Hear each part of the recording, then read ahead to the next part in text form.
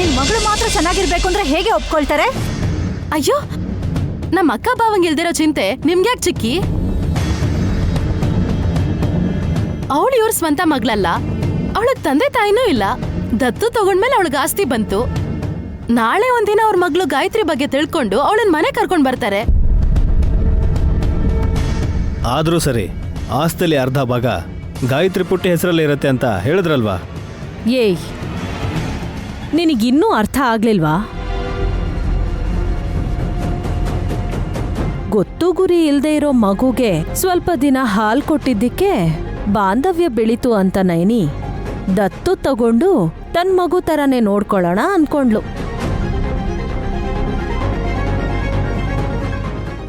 ಅಲ್ಲಿ ತನಕ ಚೆನ್ನಾಗೇ ಇತ್ತು. ಆದ್ರೆ ನಾಳೆ ಗಾಯತ್ರಿ ಅಕ್ಕ ಮನೆಗ್ ಬಂದ್ರೆ ಆಸ್ತಿ ಮಾತ್ರ ಶಾಸ್ತ್ರಿಗಳ ಮೊಮ್ಮಗಳ ಹೆಸರಲ್ಲೇ ಇರಬೇಕು. ಯಾಕೆ ಅಂತ ಅದನ್ನೇ ತಂಗಿ ಮಗು ಆಗಿರೋ ಉಲೂಚಿ ಹೆಸ್ರಿಗೆ ಬರೆದ್ರೆ ಉದ್ಧಾರ ಆಗ್ತಾರಲ್ವಾ ಅಂತ ಅವಳ ಉದ್ದೇಶ. ಅರ್ಥ ಆಯ್ತಾ?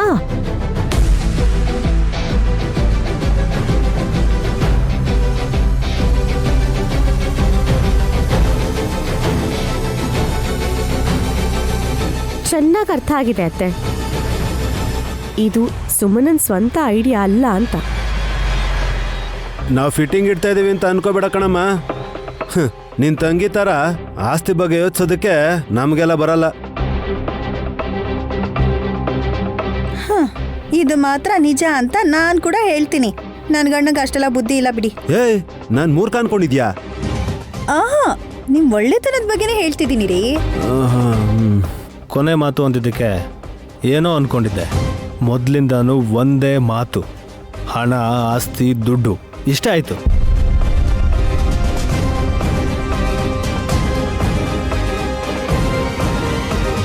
ಸುಮನಾ, ನೀನ್ ಮಾಡ್ತಿರೋದು ವ್ಯರ್ಥ ಪ್ರಯತ್ನ.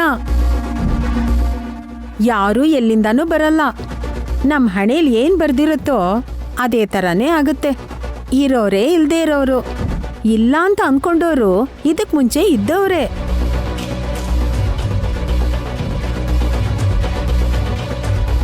ಏ ಡಮಕ, ಮೊದ್ಲೇ ಸುಮ್ಮಿ ಮಾತ್ ನನ್ಗೆ ಅರ್ಥ ಆಗ್ತಿಲ್ಲ ಅಂದ್ರೆ ನೀನು ಏನೇನೋ ಮಾತಾಡಿ ನಮಗ್ ತಲೆ ಕೆಡಿಸ್ತೀಯಾ? ಡಮ್ಮಕ್ಕ ಹೇಳೋದ್ರಲ್ಲ ಸತ್ಯ ಇದೆ. ತಿಳ್ಕೊಳಕ್ ನಮಗ್ ಬುದ್ಧಿಲ್ಲ. ಅಕ್ಕ, ಲೈಟ್ಸ್ ಎಲ್ಲ ಆಫ್ ಮಾಡಿ ಗಾರ್ಡನ್ ಅಲ್ಲಿರೋ ಲೈಟ್ಸ್ ಮಾತ್ರ ಆನ್ ಮಾಡು. ನಾನಂದ್ರೆ ನಿಂಗಷ್ಟು ಕೇವಲನಾ? ನನ್ ಮಾತಿಗೆ ಅರ್ಥ ಇಲ್ವಾ? ಇಲ್ಲಾಂದ್ರೆ ನನ್ ಮಗ್ಳ ಬದುಕಿಗೆ ಅರ್ಥ ಇಲ್ಲ ಅಂತನಾ? ಸುಮನಾ, ಹಾಗೆ ಮಾತಾಡಬೇಡ. ಚಿಕ್ಕ ಮಗುನ ಇಂಥ ವಿಷಯಗಳಲ್ಲಿ ದಯವಿಟ್ಟು ಇನ್ವಾಲ್ವ್ ಮಾಡಬೇಡ. ಮತ್ತೆ ನಾನು ಹೇಳಿದ್ದಕ್ಕೆ ನಿಮ್ ಉತ್ತರ ಏನು ಬಾವಾ? ಹೆಸ್ರಿಗೆ ಬರ್ಕೊಡ್ತೀವಿ ಅಂತಾನೋ ಬರಿಯಲ್ಲ ಅಂತಾನೋ ಏನೋ ಒಂದು ಹೇಳು ವಿಶಾಲ್. ಹೀಗ್ ಮಾತಾಡ್ತಾ ಇದ್ರೆ ಅರ್ಧ ರಾತ್ರಿ ಆಗೋಗುತ್ತೆ.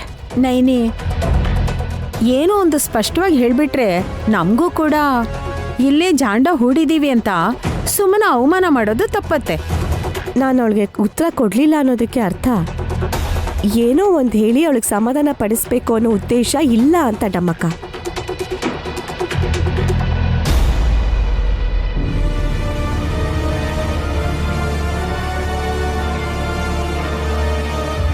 ಅಂದ್ರೆ ಏನಕ್ಕ? ಅನಾಥ ಹುಡುಗಿ ಗಾಯತ್ರಿಗೆ ಆಸ್ತಿ ಕೊಡ್ತೀರಾ ಹೊರತು ಸ್ವಂತ ತಂಗಿ ಮಗಳಿಗೆ ಒಂದ್ ಪೈಸಾನೂ ಕೊಡಲ್ಲ. ಅನಾಥೆ ಗಾಯತ್ರಿ ಅಲ್ಲ, ನಿನ್ ಮಗಳು ಉಲೂಚಿ ಅನಾಥೆ.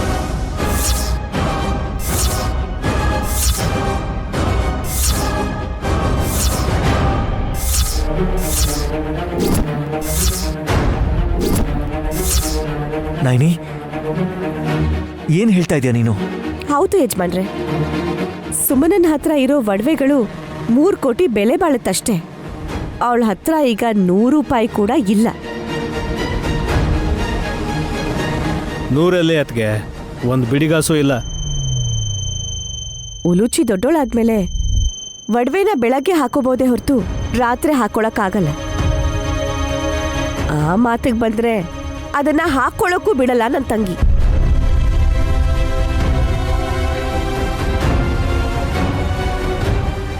ತಾಯ್ತನದ ಬಗ್ಗೆ ಒಂಚೂರು ಗೊತ್ತಿಲ್ಲ. ಮಗುನ್ ಹೇಗ್ ನೋಡ್ಕೋತಾಳೆ ಅಂತ ನಮಗ್ ಗೊತ್ತಿಲ್ವಾ? ಈಗ್ಲಾದ್ರೂ ನೀನ್ ಎಲ್ಲ ಡೌಟ್ಸು ಕ್ಲಿಯರ್ ಆಯ್ತಾ ಸುಮನ? ಒಳ್ಳೆಯವಳಾಗಿದ್ರೆ ದಯೆ ತೋರಿಸಿ ಯಾವತ್ತೂ ಒಂದಿನ ನಿನಗೆ ಆಗ್ ಬರ್ತಾರೆ. ಇಲ್ಲ ಅಂದ್ರೆ ಉಲುಚಿ ಬದುಕನ್ನ ನೀನೇ ನಿನ್ ಕೈಯಾರೆ ಹಾಳು ಮಾಡ್ದಂಗಾಗತ್ತೆ. ನೀವ್ ಭಿಕ್ಷೆ ಹಾಕೋವರೆಗೂ ಕಾಯ್ಬೇಕು ಅಂತೀರಾ ಅಷ್ಟೇ ಅಲ್ವಾ? ಕೇಳ್ಕೊಂಡಿದ್ದು ನೀನೇ, ಕೊಡಲ್ಲ ಅಂತ ಹೇಳಿದ್ರು. ಇನ್ನೇನು ಹಠ ನಿಂದು? ಹಾಗಂತ ನನ್ ಮಗ್ಳನ್ನೇ ಅನಾಥೆ ಅಂತಾಳ ನಮ್ಮಕ್ಕ? ಅರ್ಥ ಹೇಳ್ದೆ, ನೀನು ಅರ್ಥ ಮಾಡ್ಕೊಳ್ಳಿ ಅಂತ ಹೇಳ್ದೆ. ನಾಳೆ ನೀನ್ ಜೈಲಿಗೆ ಹೋದ್ರೆ ನಿನ್ ಮಗ್ಳ ಗಾನವಿ ಅನಾಥೆ ಆಗಲ್ವಾ? ನೀನ್ ದತ್ತು ತಗೊಂಡಿರೋ ಗಾಯತ್ರಿ ಅನಾಥೆ ಆಗಲ್ವಾ? Shut up Sumana.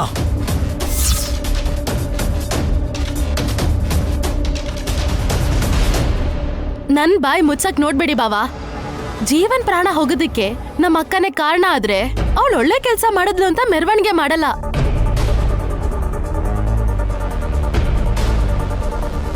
Inspector Chandrashekhar ಅಣ್ಣ ತಂಗಿ ಅಂದಿದ್ ಮಾತ್ರಕ್ಕೆ ಕೈಗ್ ಬೇಡಿ ಹಾಕೋದಿಲ್ವೇನೋ, ಆದ್ರೆ ಜೀಪ್ ಹತ್ತಿಸ್ದೆ ಅಂತೂ ಇರೋದಿಲ್ಲ.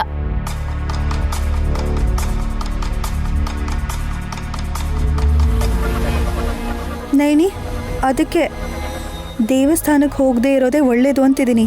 ಯಾಕಂದ್ರೆ ಸುಮನ ಆಡಿದ ಮಾತುಗಳೆಲ್ಲ ನಿಜ ಆಗ್ಬಿಡತ್ತೇನೋ ಅಂತ ಭಯ.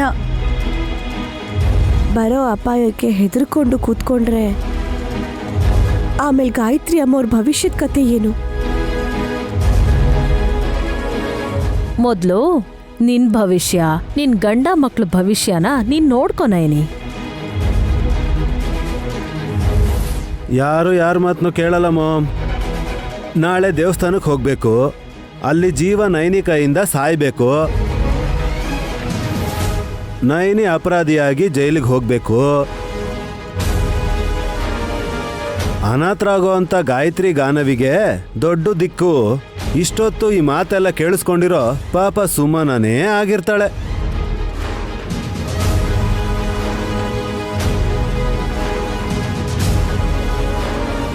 ಅದಕ್ಕೆನಾ ಆ ಆಸ್ತಿನ ನೀನ್ ಕೇಳ್ತಾ ಇರೋದು? ಸರಿಯಾಗಿ ಅರ್ಥ ಮಾಡ್ಕೊಂಡ್ರೆ ನನಗೆಲ್ಲ ಒಳ್ಳೇದಾಗೋದು, ನಮ್ಮ ಅಕ್ಕನ ಮಕ್ಳಿಗೆ. ಅವ್ರನ್ನ ನಾನ್ ಬಿಟ್ರೆ ಇನ್ ಯಾರು ಕೂಡ ನೋಡ್ಕೊಳಲ್ಲ. ಹೇಳಿದ್ದಾಯ್ತಲ್ವಾ, ನಡಿ ನಡಿಯೇ ಅಂದ್ರೆ ಏ ಬಿಡ್ರಿ.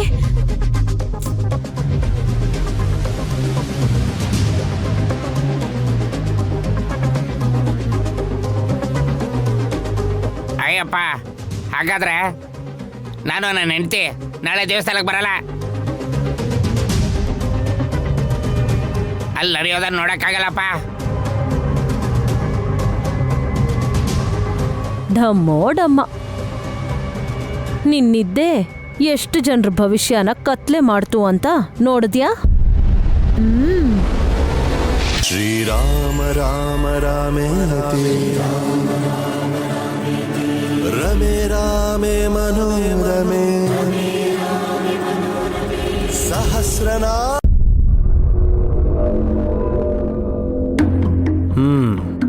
ಯಾಕೆ ಹಾಡು ಇಷ್ಟ ಆಗ್ಲಿಲ್ವಾ? ನಿಮ್ ನಡವಳಿಕೆ ಇಷ್ಟ ಆಗಿಲ್ಲ. ಹೌದಾ? ಸೈಲೆಂಟ್ ಆಗಿದ್ರು ಕೂಡನಾ? ಅವ್ರಲ್ಲಿ ಹಾಗೆ ಮಾತಾಡ್ತಿದ್ರೆ ಅವ್ರನ್ನ ಬೈಯೋದ್ ಬಿಟ್ಟು ರೂಮಿಗೆ ಬಂದು ಆರಾಮಾಗಿ ಹಾಡ್ ಕೇಳ್ತಿದ್ದೀರಾ? ನೀನೇ ಹೇಳ್ತಿದ್ಯಲ್ಲ ಹಾಯಾಗಿದೆ ಅಂತ. ನನ್ ಹತ್ರ ಆಫ್ಟರ್ ಆಲ್ 100 ರೂಪಾಯಿ ಇಲ್ಲ ಅಂದಿದ್ದಕ್ಕೆ ನೀವ್ 10 ರೂಪಾಯಿನೂ ಇಲ್ಲ ಅಂತ ನನ್ನನ್ನೇ ಹಾಸ್ಯ ಮಾಡ್ತೀರಾ? ನನ್ನ ಕೈಯಲ್ಲಿ ತಾಳಿ ಕಟ್ಟಿಸ್ಕೊಂಡಿರೋದಕ್ಕಾದ್ರೂ ನಿನಗೆ ಸನ್ಮಾನ ಮಾಡ್ಬೇಕಲ್ವಾ ಸುಮ್ಮನ ನಾನು? ಅದು ಅವಮಾನ. ಎರಡು ನಿನ್ ದೃಷ್ಟಿಯಲ್ಲಿ ಒಂದೇ ಅಲ್ವಾ ಅಂತ ನಾನು ಹಾಗಂದೆ. ನನ್ ಹತ್ರ 3 ಕೋಟಿ ಬೆಲೆ ಬಾಳೋ ಒಡವೆ ಇದೆ ಅಂತ ಗರ್ವ ಪಡ್ತಿದ್ರೆ ಹಾವಿನ ಮರಿ ಒಡವೆ ತಗೊಂಡ್ ಏನ್ ಮಾಡತ್ತೆ ಅಂತ ಹಾಸ್ಯ ಮಾಡಿದ್ರು. ನಿನಗೆ ಗರ್ವ ಅಂತ ನೀನೇ ಹೇಳ್ಕೊಂಡಾಗ ಹಾಗೆ ಅಂತಾರೆ. ನಿನಗೆ ಗೊತ್ತಿಲ್ಲ ಅನ್ಸುತ್ತೆ. ನನ್ ಮಗ್ಳನ್ನ ಅನಾಥೇನಕ್ಕೆ ಅವಳಿಗೆ ಏನ್ ಹಕ್ಕಿದೆ? ಏಯ್ ಬಾಯ್ ಮುಚ್ಚೆ. ಒಂದ್ಸಲ ಅಂದಿದ್ದಕ್ಕೇನೆ ನೀನು ಬೆಂಕಿ ಬಿದ್ದವ್ರ ತರ ಹೀಗೆಲ್ಲ ಆಡ್ತಾ ಇದೀಯ ಅಲ್ವಾ? ಗಾಯತ್ರಿ ಪುಟ್ಟಿನ ಎಷ್ಟ್ ಸಲಿ ಅನಾಥೆ ಅಂತ ಅಂದಿಲ್ಲ ನೀನು? ಗೊತ್ತು ಗುರಿ ಇಲ್ದಿರೋಳ್ನ ದತ್ತು ತಗೊಳ್ದೇ ಇದ್ದಿದ್ರೆ ಅನಾಥೇನೆ ಆಗಿರ್ತಿದ್ಲು. ಅಮ್ಮನವ್ರ ದೇವಸ್ಥಾನದಲ್ಲಿ ಬೆಳೆದಿರೋಳು, ತಾಯಿ ಇಲ್ಲ ಅಂದ್ರೂ ದೇವಿ ದೇವಸ್ಥಾನದಲ್ಲಿ ಬೆಳೆದು ದೊಡ್ಡವಳಾಗಿರೋಳು. ಆದ್ರೂ ಸರಿ, ನೈನಿ ಅದಕ್ಕೆ ಅವಳನ್ನ ದತ್ತಕ್ಕೆ ತಗೊಂಡು ದೇವ್ರಿಗೂ ಭಾರ ಆಗದಿರೋ ಹಾಗೆ ನೋಡ್ಕೊಂಡ್ರು. ಸ್ವಂತ ಮಗಳನ್ನ ಅವ್ರು ಹುಡ್ಕೋದ್ ಬಿಟ್ಟು 3 ಕೋಟಿ ದೇವತೆಗಳಿಗೆ ಅವರು ಹುಡುಕ್ಲಿ ಅಂತ ಕೆಲ್ಸ ಕೊಟ್ಟಿದ್ದಾರೆ. ಏನ್ ಬಾಯ ನಿಂದು ಹೇಗ್ ಬರುತ್ತೆ ಹಾಗೆ ಮಾತಾಡ್ತೀಯಲ್ಲ, ನಾಚಿಕೆ ಆಗಲ್ವಾ? ನೀವ್ ನೋಡೋ ದೃಷ್ಟಿಯಿಂದ ನಾನ್ ನಿಮಗ್ ಹಾಗೆ ಕಾಣಿಸ್ತಾ ಇದ್ದೀನಿ. ಅದಕ್ಕೆ ನೀವ್ ನನ್ ಕೆಟ್ಟೋಳ್ ಅನ್ನೋ ಹಾಗೆ ಎಲ್ರೂ ಮುಂದೆ ಹೇಗಂದ್ರೆ ಹಂಗ್ ಬೈತಿರ್ತೀರಾ. ನೋಡು, ನಮ್ಮ ದೇಶದಲ್ಲಿ ಗಂಡನ್ಕಿಂತ ಹೆಂಡತಿ ವಯಸ್ಸು ಚಿಕ್ಕದಾಗಿರ್ಬೇಕು ಅಂತ ಯಾಕೆ ಹೇಳ್ತಾರೆ ಹೇಳು? ಗೊತ್ತು, ಅವ್ರೇನಾದ್ರೂ ಸತ್ರೆ ಮಗುನ ಜವಾಬ್ದಾರಿಯಿಂದ ನೋಡ್ಕೊಳ್ಳಿ ಅಂತ. 4-5 ವರ್ಷ ಕಡಿಮೆ ಇರೋರ್ನ ಮದ್ವೆ ಆಗ್ತಾರೆ. ಒಂದ್ ವೇಳೆ ದುರಾದೃಷ್ಟದಿಂದ ಹೆಂಡತಿನೇ ಮೊದಲು ಸತ್ತೋದ್ರೆ ಇನ್ನೊಂದ್ ಮದ್ವೆ ಮಾಡ್ಕೋತಾನೆ. ಇದು ನಿನಗಿರೋ ಅಜ್ಞಾನ. ವಯಸ್ಸಲ್ಲಿ ದೊಡ್ಡವನಾಗಿರೋನ್ನ ಮದ್ವೆ ಮಾಡ್ಕೊಳ್ಳೋ ಹುಡುಗಿ ಜೀವನದಲ್ಲಿ ಆ ಗಂಡನ್ಕಿಂತ ತುಂಬಾ ಕಲ್ಕೋತಾರೆ ಅಂತ. ಗಂಡ ಬದುಕಿದ್ದಾಗ್ಲೇನೆ ಅವನ ದೃಷ್ಟಿಲಿ ದೇವತೆ ಇವಳು ಅಂತ ಹೊಗಳಿಸ್ಕೊಳ್ಳೋಕೋಸ್ಕರ. ಓಹೋ, ಅದಕ್ಕೇನಾ ವಿಶಾಲ್ ಬಾವನ್ ದೃಷ್ಟಿಲಿ ನಮ್ಮಕ್ಕ ದೇವತೆ ಆಗಿದ್ದು? ಮತ್ತೆ ನಾನ್ಯಾಕ್ ನಿಮ್ ದೃಷ್ಟಿಯಲ್ಲಿ ದೆವ್ವ ತರ ಕಾಣಿಸ್ತೀನಿ? ಕಾಣಿಸೋದೇನೆ ಬಂತು, ನಿಜವಾಗ್ಲೂ ದೆವ್ವನ ನೀನು. ಸರ್ಕೋ, ಫೋನ್ ಕೊಡು. ನಿಮ್ಗೆ ಈಗಲ್ಲ, ನಾಳೆ ನಾನು ದೇವಸ್ಥಾನಕ್ ಬಂದು ಗಾಯತ್ರಿ ದೇವಿಯತ್ತೆ ಇದಾರೋ ಇಲ್ವೋ ಅನ್ನೋದನ್ನ ತಿಳ್ಕೊಂಡು ಆಮೇಲೆ ನಾನು ನಿಮ್ ವಿಷಯ ನೋಡ್ಕೋತೀನಿ.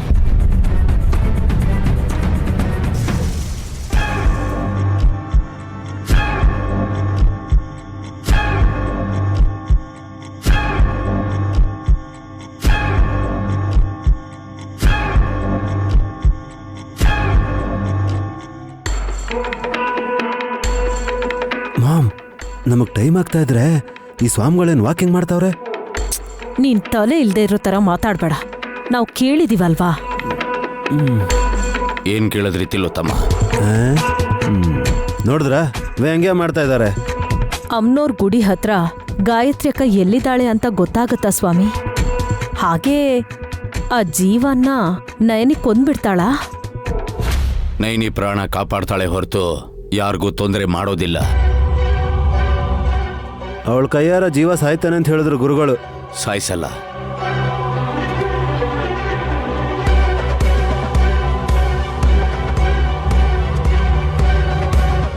ಜೀವಂಗೆ ನಿಜ ಹೇಳುವಂತ ನೈನಿ ಒತ್ತಾಯ ಮಾಡೋದ್ರಿಂದ ಅವನು ಗಾಯತ್ರಿ ದೇವಿನ ತೋರಿಸಿದ ತಕ್ಷಣ ಅವನು ರಕ್ತ ಕಾರ್ಕೊಂಡು ಸಾಯೋದ್ರಿಂದ ಆ ಸಾವಿಗೂ ನೈನಿನೇ ಕಾರಣ ಆಗ್ತಾಳೆ ಅಂತ ಅರ್ಥ.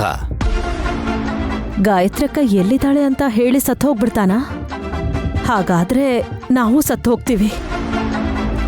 ನೈನಿಗೇನಾದ್ರೂ ವಿಷಯ ಗೊತ್ತಾದ್ರೆ ಪುನರ್ಜನ್ಮ ಎತ್ಕೊಂಡ್ ಬಂದಿರೋ ದೊಡ್ಡಮ್ಮನ್ನ ಕರ್ಕೊಂಡ್ ಬಂದು ನಮ್ಮ ಅಮ್ಮನ ಪ್ರಾಣನ ತೆಗೆದ್ಬಿಡ್ತಾಳೆ. ಆ ವಿಷಯದಲ್ಲಿ ಮಾತ್ರ ರಾಜಿ ಆಗಲ್ಲ ಸ್ವಾಮಿ. ಹಾಗಾಗ್ಬಾರ್ದು ಅಂದ್ರೆ ನೀವೇನೋ ಮಾಡ್ಬೇಕು ಅಂತ ನಿರ್ಧಾರ ಮಾಡಿರ್ತೀರಲ್ವಾ? ಮಾಮ್, ನೀವೇನಾದ್ರೂ ಹೇಳಿದ್ರ? ಇಲ್ಲ. ಪರವಾಗಿಲ್ಲ, ನೀನ್ ಹೇಳು. ಅದೇ ಸ್ವಾಮಿ, ಜೀವ ನಯನಿಗೆ ಸತ್ಯ ಹೇಳೋಕ್ಕೂ ಮುಂಚೆ ಅವನನ್ನ ಬೇರೆ ಲೋಕಕ್ಕೆ ಕಳ್ಸೋಣ ಅಂತ ಅನ್ಕೊಂಡಿದ್ದೀನಿ. ಒಳ್ಳೇದೆ. ಮರ್ಡರ್ ಮಾಡಿದ್ರೆ ಒಳ್ಳೇದಾಗತ್ತೆ ಅಂತ ಹೇಳ್ತಿರೋ ಮಹಾನ್ ಭಾವರು ನೀವೇ ಸ್ವಾಮಿಗಳೇ. ನಿಮ್ಗೊಂದು ದೊಡ್ಡ ನಮಸ್ಕಾರ. ಮೂರ್ಖ, ನೀನ್ ಮಾಡೋ ಪ್ರತಿ ಕೆಲಸದಿಂದ ಆಗೋ ಪ್ರತಿಕ್ರಿಯೆನ ಊಹೆ ಮಾಡ್ಕೊಂಡೆ ನಿಂಗೆ ಹೇಳಿದ್ದು. ಏನಾದ್ರೂ ಆಗೋ ಹಾಗೆ ಮಾಡಿ ಸ್ವಾಮಿ, ನಯನಿಗೆ ನಿಜ ಗೊತ್ತಾಗ್ಬಾರ್ದು. ಇವತ್ತೇ ಅವನ್ನ ಕೊನೆಗಾಣಿಸೋ ಅಂತ ಉಪಾಯ ನಮಗೆ ಹೇಳಿ. ರಿವಾಲ್ವರ್ ಅಲ್ಲಿ ಶೂಟ್ ಮಾಡಿದ್ರು, ಚಾಕುಲ್ ಚುಚ್ಚಿದ್ರು, ಪೊಲೀಸ್ ಇನ್ವೆಸ್ಟಿಗೇಷನ್ ಅಲ್ಲಿ ನಾವೇ ಅಂತ ಗೊತ್ತಾಗ್ಬಿಡುತ್ತಲ್ಲ ಅಂತ ನಿಮ್ಮನ್ನ ಸಲಹೆ ಕೇಳೋಣ ಅಂತ ಬಂದ್ವಿ. ವಿಷ ಪ್ರಯೋಗ ಮಾಡಿ. ಅಂದ್ರೆ ಸ್ವಾಮಿ, ಪಾಯಸದ ಪುಡಿನೋ ಇಲ್ಲ ಚಕ್ಕೆನೋ ಕೊಡ್ತಾರೆ. ಅದನ್ನ ಯಾವ್ದ್ರಲ್ಲಾದ್ರೂ ಮಿಕ್ಸ್ ಮಾಡಿ ಜೀವನ ಕೊಟ್ಟು ಕುಡಿಯಪ್ಪ ರಾಜ ಕುಡಿಯಪ್ಪ ರಾಜ ಕುಡಿಯಪ್ಪ ರಾಜ ಅಂತ ಕೇಳ್ಕೋಬೇಕು. ಏಯ್, ಹಾಗೆ ಮಾಡಿದ್ರೆ ಡೌಟ್ ಬಂದು ಕುಡಿಯೋದೇ ಇಲ್ಲ. ಇಲ್ಲ ಅಂತಂದ್ರೆ ಏನ್ ಮಾಮ್, ಈ ಅಪ್ಪ ಬ್ರಹ್ಮಾಂಡವಾಗಿ ಏನಾದ್ರು ಐಡಿಯಾ ಕೊಡ್ತಾನೆ ಅಂತ ಬಂದ್ರೆ ಸಿಲಿಯಾಗಿ ಪ್ಲಾನ್ ಹೇಳಿ ನಮ್ಮನ್ನ ಸರಿಯಾಗಿ ಸಿಗಾಕ್ಸೋ ತರ ಇದ್ದಾರೆ. ಬನ್ನಿ ಹೋಗೋಣ, ನಮ್ಗೇನ್ ಅನ್ಸುತ್ತೋ ಅದನ್ನ ನಾವೇ ಮಾಡ್ಕೊಳ್ಳೋಣ. ನಾನು ಹೇಳಿರೋ ವಿಷ ಪ್ರಯೋಗ ನಿನ್ಗೆ ಅರ್ಥ ಆಗಿಲ್ಲ. ಆ ವಿಡಿಯೋನ್ನ ಕರ್ಕೊಂಡು ಹೋಗಿ ವಿಷ ಸರ್ಪನ ಜೀವನ್ ಮೇಲೆ ಬಿಸಾಕ್ಸಿ. ಹಾವು ಕಚ್ಚಿ ಸತ್ತು ಹೋದ ಅಂತಾರೆ ಹೊರತು ನಮ್ಮ ಮೇಲೆ ಯಾರಿಗೂ ಅನುಮಾನ ಬರಲ್ಲ.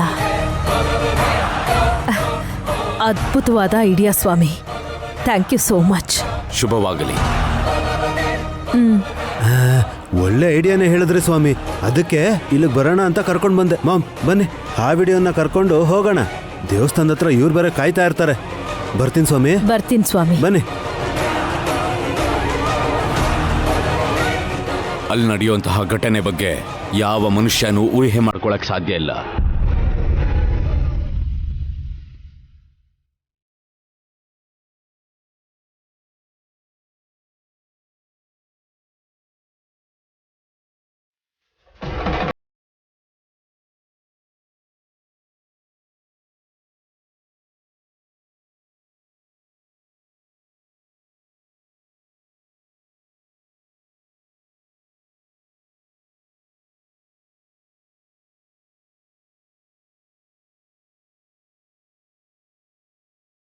ಅಮ್ಮ ಆದಿಪರಾಶಕ್ತಿ, ಭಾನುವಾರದ ದಿನ ನಿಮ್ಮ ಲೀಲೆ ಪ್ರಕಾರ ವಿಚಿತ್ರ ನಡೆಯುತ್ತೆ ಅಂತ ಚಿರು ಮಂದಹಾಸದಿಂದ ದೇವಾಲಯದ ಪರಾಂಗಣದಲ್ಲಿ ಕೂತ್ಕೊಂಡಿದ್ದೀರಾ. ಆದರೆ ನಡೆಯೋದು ಘೋರವೋ ತಪ್ಪೋ ಅಥವಾ ಸರಿನೋ ಅಂತ ನಾನು ಕಳವಳಗೊಂಡು ನಿನ್ ಸುತ್ತ ಈ ತರ ಪ್ರದಕ್ಷಿಣೆ ಹಾಕ್ತಾ ಇದ್ದೀನಿ ತಾಯಿ. ನಿನ್ನನ್ನು ನೋಡಿ ನಕ್ಕರೂ ಪರವಾಗಿಲ್ಲ, ಇಲ್ಲ ಅಂದ್ರೆ ಅಮ್ಮ ಆದ್ರೂ ಸರಿ, ಮಕ್ಕಳು ನಿನ್ನನ್ನು ನೋಡಿ ಅಪಹರ್ಥ ಮಾಡ್ಕೋತಾರೆ ತಾಯಿ. ನಂದೀಶ, ನನ್ನ ಬೇಡ್ಕೊಂಡ್ರೆ ಕಷ್ಟದಿಂದ ಪಾರಾಗ್ತಾರೆ ಅಂತ ಗೊತ್ತಿಲ್ವಾ? ಈಗ ನೀನು ಹಾಕಿರೋ ವೇಷಕ್ಕಿಂತ ಮಗುವಂತ ಹೃದಯ ನಿಂದು. ಭಕ್ತಿಗೆ ಕರ್ಪೂರ ತರ ಕರ್ಗೋಗ್ತೀನಿ ನಾನು. ಕೇಳಿದಾಗ ಕಾಪಾಡ್ಬೇಕಲ್ವಾ? ಆದ್ರೆ ನಿನ್ನನ್ನು ಯಾರು ಗಮನಿಸ್ತಾರಮ್ಮ?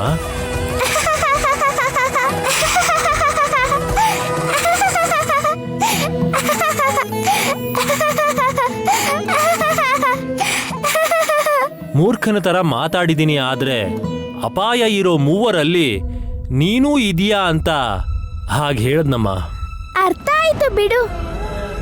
ಅಂದ್ರೆ ವಿಧಿನ ನಾನು ಬದಲಾಯಿಸ್ತೇನೆ. ವಿಪತ್ ಬರ್ದೇ ಇರೋ ತರ ನಾನು ನೋಡ್ಕೋಬೇಕು. ನಿಜಾನ ತಾಯಿ? ಆ ದಾರಿ ಇದ್ರೆ ಬೇಗ ಹೇಗೆ ಅಂತ ತೋರಿಸಬಹುದಲ್ವಾ? ಆದ್ರೆ ನಷ್ಟನೋ ಕಷ್ಟನೋ ಅದನ್ನ ನಾನು ಹೊತ್ರೆ ಮಾತ್ರ ಸಾಧ್ಯ ಆಗೋದು. ಅಯ್ಯಯ್ಯೋ, ಹಾಗಾದ್ರೆ ಬೇಡ ತಾಯಿ, ನೀನು ಚೆನ್ನಾಗಿದ್ರೆ ಸಾಕು. ನಾವು ಚೆನ್ನಾಗಿರ್ಲಿ ಅಂತ ಬೇಡ್ಕೊಳ್ಳೋ ಭಕ್ತರನ್ನ ಏನ್ ಮಾಡ್ಬೇಕು? ಏನೋ ಅಮ್ಮ, ನೀನ್ ಏನ್ ಅನ್ಕೊಂಡಿದ್ಯೋ ಅದನ್ನೇ ಮಾಡು. ಮಾಡ್ತೀನಿ, ಆದ್ರೆ ನೀನ್ ಅದನ್ನ ನೋಡ್ಕೊಂಡು ಸುಮ್ನೆ ಇರ್ಬೇಕು ಹೊರತು ಯಾರ ಮೇಲೂ ದಾಳಿ ಮಾಡಬಾರ್ದು.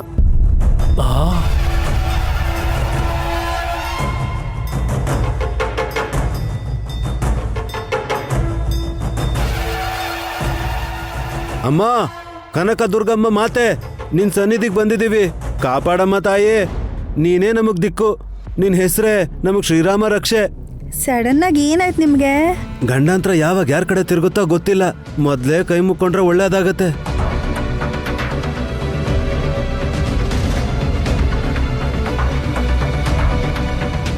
ಟೆನ್ಷನ್ ಮಾಡ್ಕೋಬೇಡಿ ಬಾವಾ, ನಮ್ಮಲ್ಲಿ ಗಾಯತ್ರಿ ಒಬ್ಳನ್ ಬಿಟ್ಟು ಯಾರಿಗೂ ಏನೂ ಆಗೋದಿಲ್ಲ.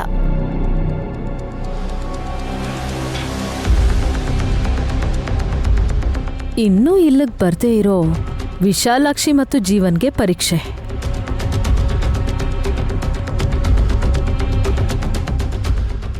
ಬರ್ತಾಳೆ ಅಂತೀರಾ? ನಮ್ಗೆಲ್ರಿಗೂ ಕಾಣಿಸ್ದ ಹಾಗೆ, ನಾವು ಬಂದ ಹಾಗೆ ಅವರೆಲ್ಲರೂ ಕೂಡ ಖಂಡಿತ ಬರ್ತಾರೆ.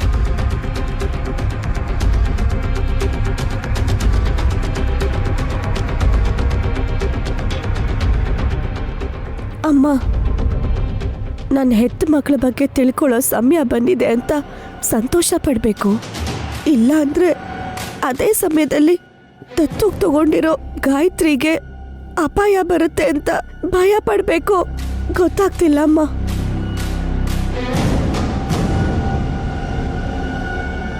ನಿನ್ನೆ ನಂಬ್ಕೊಂಡು ಇಲ್ಲಿಗೆ ಬಂದಿದ್ದೀವಿ ನಾವು. ಯಾರಿಗೂ ಅಪಾಯ ಆಗ್ತಿರೋ ಹಾಗೆ ನೀನೇ ಎಲ್ರನ್ನೂ ಕಾಪಾಡಬೇಕು ತಾಯಿ. ಮೊದ್ಲು ನೀನ್ ಯಾರನ್ನ ಕಾಪಾಡ್ತೀಯ ಅಂತ ಯೋಚನೆ ಮಾಡಕ್ಕ. ಎಲ್ರನ್ನೂ ಕಾಪಾಡ್ಲಿ ಅಂತ ನೀನು ದೇವ್ರ ಮೇಲೆ ಭಾರ ಹಾಕಿದ್ರೆ ಆಗ ಯಾರನ್ನೂ ಕಾಪಾಡ್ಕೊಳಕ್ಕಾಗಲ್ಲ. ಸುಮನ, ಇವತ್ ನೈನಿ ಕೂಡ ಏನು ಮಾಡಕ್ಕಾಗಲ್ಲ ಅನ್ನೋದನ್ನ ಗುರುಗಳು ಹೇಳಿದ್ದಾರೆ ತಾನೆ. ಹಾಗಂತ ನೈನಿ ಕೈಗಳನ್ನ ಕಟ್ಟಾಕಕ್ಕಾಗತ್ತಾ? ಅವ್ರ ಪ್ರಯತ್ನ ಅವ್ರು ಮಾಡ್ತಾರೆ ಅಲ್ವಾ? ಇಲ್ಲೇ ಇದ್ರೆ ಹೇಗೆ? ಇಲ್ಲೇ ಅಕ್ಕಪಕ್ಕ ಇಲ್ಲಾದ್ರೂ ಜೀವನೋ ವಿಶಾಲಾಕ್ಷಿನೋ ಇಬ್ರಲ್ಲೊಬ್ರು ಬಂದಿರ್ತಾರೆ. ಅವ್ರ ಹತ್ರ ಹೋಗಿ ಅಲರ್ಟ್ ಆಗಿರಿ ಅಂತ ಹೇಳ್ಬೇಕಲ್ವಾ? ಹೌದವಲ್ಲವಾ, ಯಾರಿಗೆ ಕಾಣಿಸಿದ್ರು ಹೇಳಿ, ನಾನು ಹೋಗಿ ನೋಡ್ತೀನಿ. ಆ, ವಿಶಾಲ್ ಹೇಗ್ ನೋಡ್ಬೇಕು ಅಂತ ನಾನು ಹೇಳ್ತೀನಿ. ಹಸಿನಿ ಏನ್ ಹೇಳ್ತಾಳ ಮಾಮ್, ಈ ತಲೆ ಕೆಟ್ಟವಳು. ಅವಳ ವಿಷಯ ಬಿಟ್ಟು ಹಾಕು, ನಾವು ನೋಡೋಣ ಬಾ. ಸರಿ ಮಾಮ್.